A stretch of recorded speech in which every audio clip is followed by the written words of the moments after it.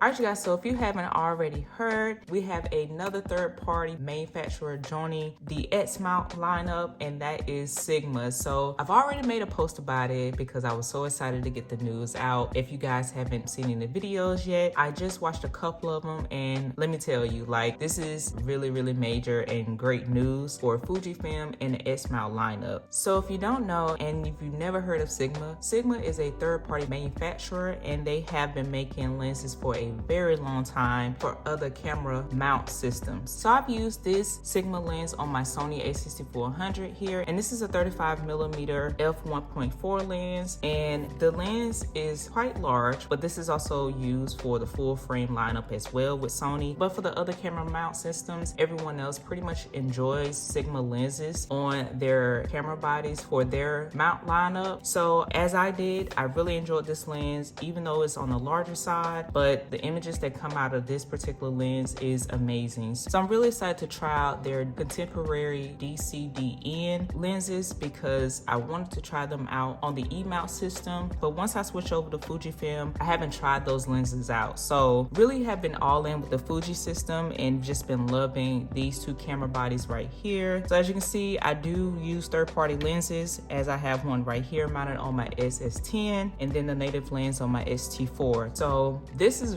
really awesome news. Paired with the Fujifilm's color science, I think this is going to be a game changer for me. Just once again, it just adds more options to the X-mount lineup, because if you know, which I will probably get into another video, the third-party options are not as depth as other camera mount systems. So this is why this is awesome news. So if you're interested in Fujifilm and you just haven't made that transition over, but you have Sigma lenses and you don't want to lose out on using those lenses, this is good news now. So I'm excited again. I have enjoyed this particular lens here. It's been really good when I was using it. There's so much more to come. They also will be budget friendly, affordable options. So that makes me even more excited because as we know, equipment, camera gear, it can get very expensive. So having another third-party option join the X-mount lineup is really nice, and I'm so happy that it is Sigma. So we have quite a bit to look forward to with Sigma joining the lineup. This is pretty cool, and I can't wait to get one in my hands. And also, you guys, let me know your thoughts. Have you tried Sigma lenses before? Are you excited? Or are you interested in trying these new lenses out? Or it's just okay news for you? Definitely let me know in the comment section. All right, you guys, so I'll catch you in the next video.